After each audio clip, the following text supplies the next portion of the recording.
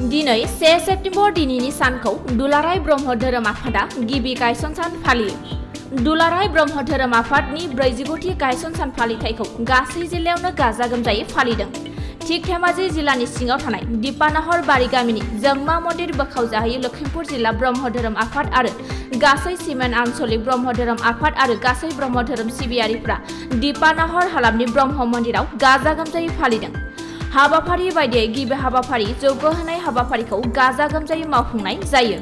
मख'जाथावदि ब्रह्म धोरोम गायसन साननि फिरफिलाखौ बिरहोयो।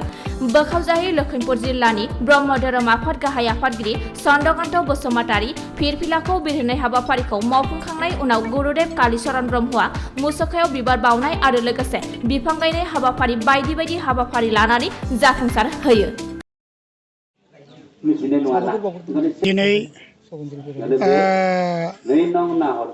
निउज लाइव बड'लेण्ड बुब्लि बे निउज लाइभखौ जोङो जोंनि बोखावै लखिमपुर जिल्ला ब्रह्म धर्म आफाद जानानै जोङो गिबि साबायखर बावग्रोबाय। लोगोसे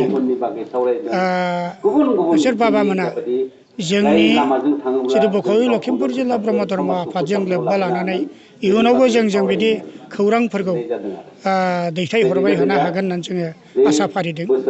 बेखिनिखौ आं बुंग्रोबाय।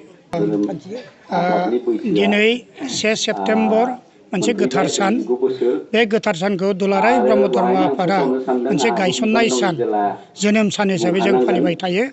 बेखौ देग्लाय बोसोरनिफ्राय दुलाराय ब्रह्म धर्म आफादा जिल्ला नाङैनो गावबागाव जिल्लायाव बयबो फालिनांगौ होननायलाय जोङो दिनै बे 2 नं नाहरबारि जोंमा मन्दिराव बयबो जोंनि बोखावै लखिमपुर जिल्ला ब्रह्म धर्म आफादनि आन्चलिक आफादफोरनि गासिबो बाबा आइमोना ज' जानानै बिबानगिरिफ्राव थानाय बाबामोना आइमोना ज' जानानै जों दिनै 2 नं नाहरबारि गामियाव 1 सेप्तेम्बर सानखौ जोङो फालिनाय जाबाय। जोङो 1 सेप्तेम्बर सानखौ फालिनायजों लोगोसे दिनै जोङो बेहाय माखासे हाबाफारि लादों। बे हाबाफारिया जाबाय गिबि जयग होनाय, नैथियाव जाबाय फिरफिला बिरहोनाय, थामथियाव जों मुसुखा बावनाय, ब्रैथियाव बिफां गायनाय बे हाबाफारिखौ मावनाय जादों। लोगोसे दा जोङो शास्त्र सावरायनाय लादों, धोरोमनि सावरायनाय मेलखौ दा सासे जोंहा दैमारि आफाया बेखेवगासिनो दङ। बे हाबाफारिखौ मावदों। बिनि उनावनो जोंहा धोरोमगुरु प्रसारक आफामोना शास्त्र सावरायमेलखौ दैदेनलांगोन। बेखौनो आङो धोरोम आफादनि आफादगिरि जानानै नों बाबानो 1 सेप्तेम्बर सानजों लोब्बा लानानै मा हाबाफारि सावरायनाय जादों बेखौ फोरमायनाय जाबाय। दिनै 1 सेप्तेम्बर दिन, 1 सेप्तेम्बर सानखालि सुबुनसरि बड'लेण्ड बुब्लि रादाब बुथुमगिरिफोरनिसिम जोबोद साबायखर बावनाय थाबाय। नोंथांमोननि रादाबनि गेजेरजोंनो जाहाथे जोंनि बे दिनैनि दिनाव मावनाय खामानिया बुहुम नाङै एबा जिल्ला नाङै एबा हादोर नाङैनो गोसारहैनो हाथों होननानै आसा खालामबाय। दिनैनि जोंनि 1 सेप्तेम्बर फालिनाया जाबाय थांनाय 1975 मायथाइयाव गुवाहाटीनि ट्राइबेल रेस्ट हाउसआव जोंनि दुलाराय ब्रह्म धर्म आफादखौ गायसनजेननाय जादोंमोन। बै सानखौनो लानानै दिनै जोङो बोखावै लखिमपुर जिल्ला ब्रह्म धर्म आफादाबो दुलाराय ब्रह्म धर्म आफादनि बिथोन बादियैनो दिनै धेमाजि आन्चलिकनि सिङाव थानाय दिपा ननारिनि नाहरबारि गामिनि जोंमा मन्दिराव जोङो 1 सेप्तेम्बर गायसननाय सानखौ फालिनाय जादों। बेयाव जों माखासे फारिखान्थि लानानै खामानिखौ मावफुंनाय जादों। जेरै 1 नम्बराव जगत मंगलनि थाखाय मुलुग गोजोननि थाखाय जयग आवथि होनाय जादों। जयग आवथिनि फारिखौ जोंहा जिल्लानिनो गाहाय आचार्य मानगोनां मुस्रि लीलाकान्त ब्रह्म आफायानो दैदेनदों।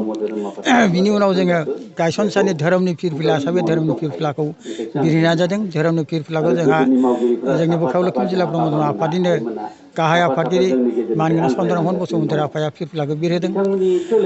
थामथि फारियाव जोंहा गुरुदेव कालीचरणनि मुसुखायाव बिबारजों मान बावदों।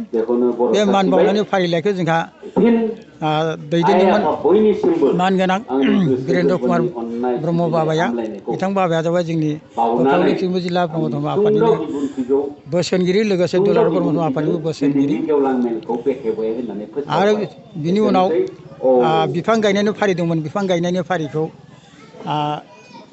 जिल्लानिनो लेङाइ गाहाय आचार्य आफा गलाब बाबाखौ बे खामानिखौ मावफुंनो थाखाय होनाय जादों बिनि उनाव जोंहा मोनसे गेवलां मेल खुंदों गेवलां मेलखौ सामलायनो जोंहा जिल्लानि आफादगिरियानो चन्द्रमोहन मुसाहारि बाबाया आरो आफादखौ बेखेवनो होदोंमोन जोंहा बेखेवगिरि सुजु आफादनिनो जोंनि सुजु आफादनि मानगोनां महेन्द्र दैमारि बाबाया आरो बेजों लोगोसे धोरोमनि सावरायमेल जों लादों बे धोरोम मेलखौबो जिल्लानि सिङाव थानाय गासैबो प्रसार गाहाय बाबामोनानो बेखौ बाहागो लानानै सावरायदों आरो बे खामानिनि फारिजों लोगोसे जोङो गोथौ मोनसे सान्थौ लादों थांखि लादों जाहाथे जोंनि ब्रह्म धोरोमनि थाथौफोरा जाहाथे मुलुग संसाराव गोसारनायजों लोगोसे बयबो बिनि दारैनो आध्यात्मिक आरो आध्यात्मिक गियानखौ मोननानै जाहाथे बयबो गोसोआरि आरो देहायारि जौगाथाय आरो मोनसे समाज संस्कार जाबोनो हायो बिनि थांखिखौ लानानै जोङो जोबोद नाजादों आरो इसोरनि खाथियाव जों बेखौनो आर'ज गाबदों परमात्मा जाहाथे जोंखौ दैदेननो लोगोसे गासैबो समाजखौ मोनसे मोजां साखोन महरै दैदेननो हायो आरो मुलुगनाङैनो जाहाथे जों मोनसे गोथार सैथोखौ थार बिथिंखौ दिन्थिलांनो हायो बिनि आदर्शखौ लानानै जों दा बेखिनि खामानिखौ जों मावबाय दं आरो उनहालागै मावबाय थागोन जथेजो गुरु आफानि खाथियाव जोंनि मावबाय थानाय खामानिखौ जाहाथे उनाव जों आवगायलांनो हायो बिनि थाखायनो जथेजो गुरु आफानि खाथियाव आङो आर'ज गाबनानै आंनि बिबुंथि होनायखौ